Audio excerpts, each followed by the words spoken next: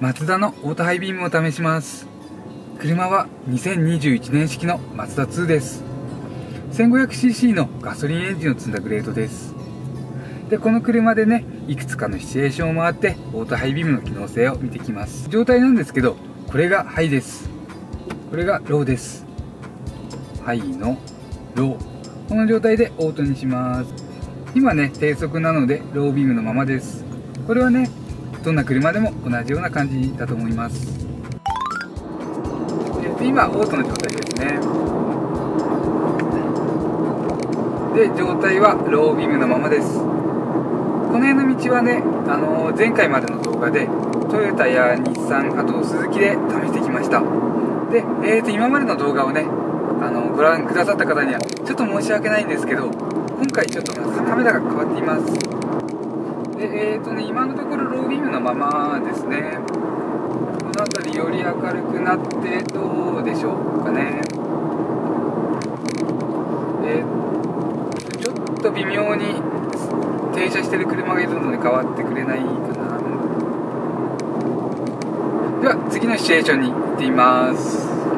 さあお次はね、暗くてくねくねしていて速度も40キロぐらいのところに来てみました。で早くも今ハイビームに変わってますね。この辺ちょっと街灯あるんで、先が見えないコーナー、ブラインドコーナーが多いのでね、ちょっとこの辺見ていきたいと思います。今ローですね。でハイです。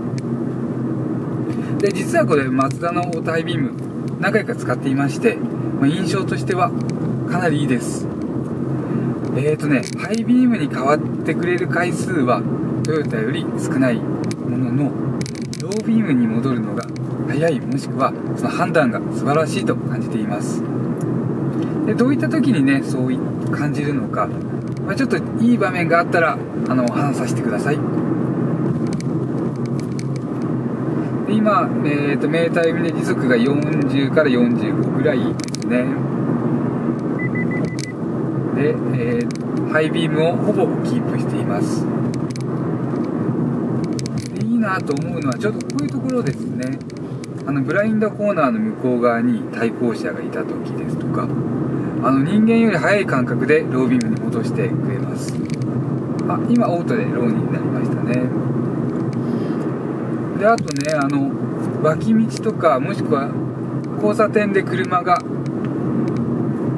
クロスした場合っていうのかな、目の前をすれ違った時にでもそういうのもねわずかな光もしくは車を感知して、ロービームにしてくれます。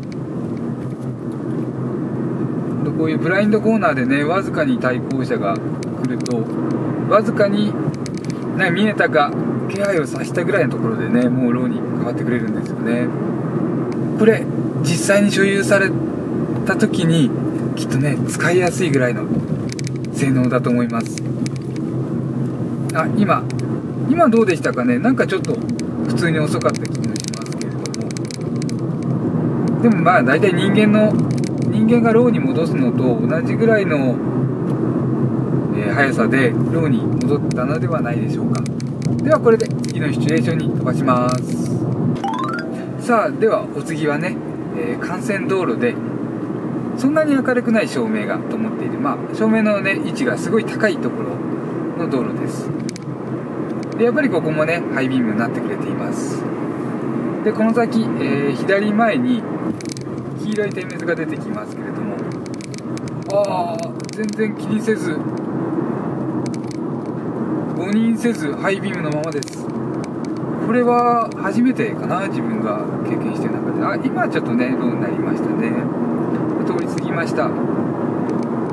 時速はメーター読み60キロちょっとですね。でマツダのハイビーム、オートハイビーム使ったと思うのが、一旦ローになるとね次ハイになるまで少し間が空くのかなみたいな感じですね。ちょっと減速して加速してみますね。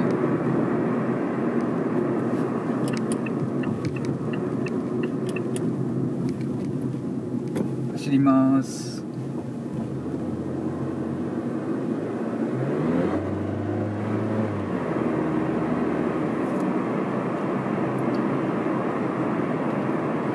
あれタイミングが悪いとなかなかオートでハイには乗せてくれないですかね。でもね、あとちょうどこういうところ、今上り坂ので、人間はね前の信号の並んでる車とか見えないんですね。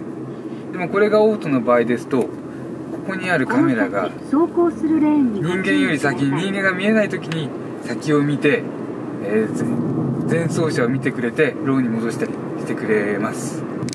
この辺りはね、すごいなってこうねなっちゃうような機能性ですね。さあ、ではあとねかなりね狭い道に来ていました。今オートの状態ですね。一応ね状態はこれがハイです、これがローです。でオートにします。はい、オートです。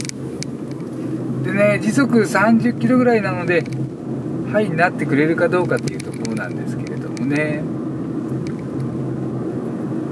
マツダの、オートに切り替える仕組みからすると本当はねなってくれましたね。街灯それなりについてますけれども、で狭くてね対向車と間違えやすそうな気もしますけれども、やっぱり車体かどうかっていうのをねうまく感知してくれてるんですかね。もう全然ハイのままです。レバーのスイッチです。ポジションはオフ、オート、スモール、手動のオンです。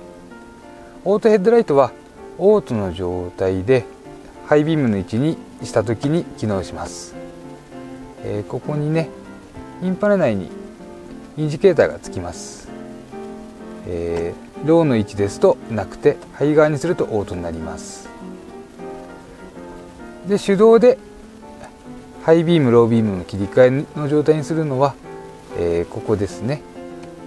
手動オンの状態ですと手動でハイローが切り替えになります。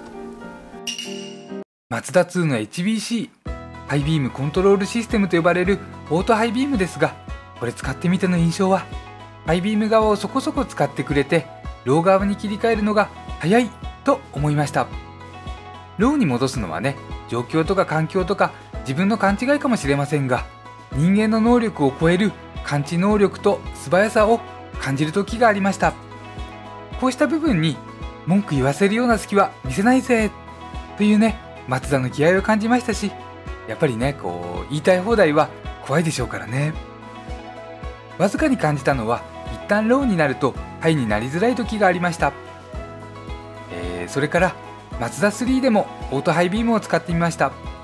こちらも基本的な印象は同様です。でマツダ3にはマツコネがついていたのですが、この関係もあってかヘッドライトに関するユーザー設定が可能でした。コマンダーとモニターを使ってオートヘッドライトのタイミングなど変更できる様子でした。こうした部分含めマツダ2、マツダ3と5本から6本ぐらい動画を企画しています。これだけ良くて欠点ないのとか、マツダらしさって何みたいな動画をアップする予定です。特徴を分かりやすく、車選びをもっと楽しく動画をアップしてまいります。よろしければチャンネル登録等で応援していただけると嬉しいです。ではまた次の動画でお会いしましょう。間違いいっぱいの自動車選び、ヒラリー男爵でした。